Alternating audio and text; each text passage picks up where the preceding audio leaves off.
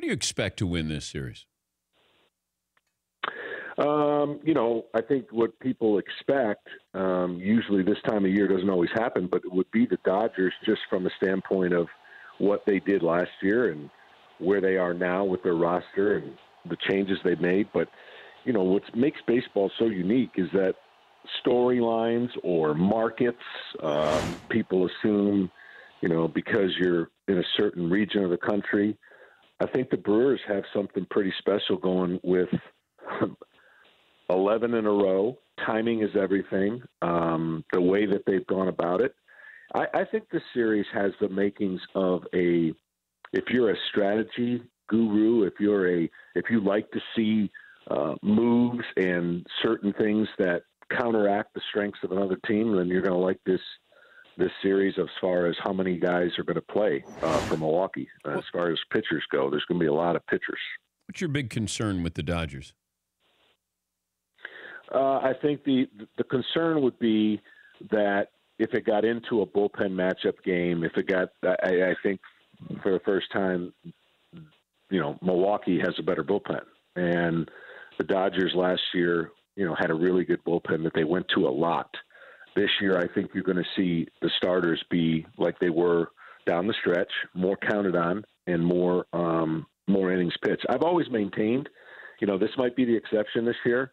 I've always said that the team that can utilize their starters more in the long run has a better chance to win it all.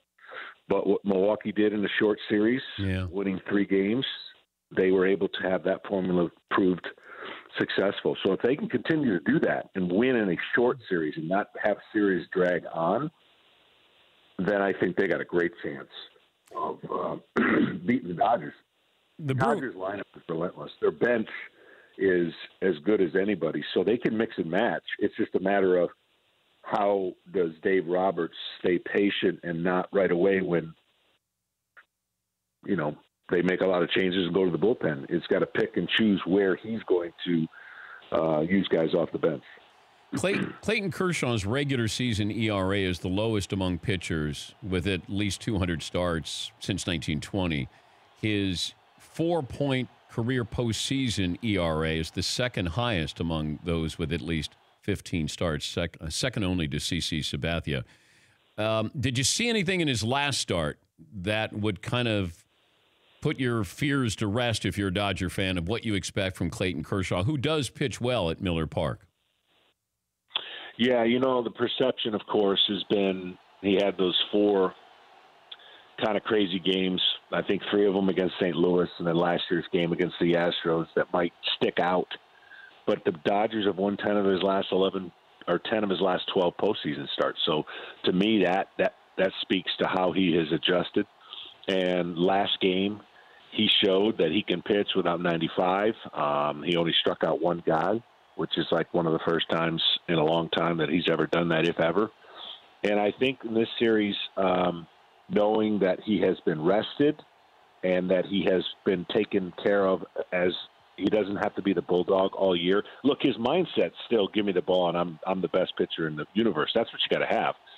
But the team has recognized that, the depth of their rotation allows them to not have to have Kershaw come on 3 days rest like he did a lot of times in those past postseasons. So I maintain that's in the rearview mirror for him. And statistically, I think you'll see that come down and be more reflective of his regular season. For more Dan Patrick Show, tune to Audience Channel 239 on DirecTV or download the Dan Patrick Show app.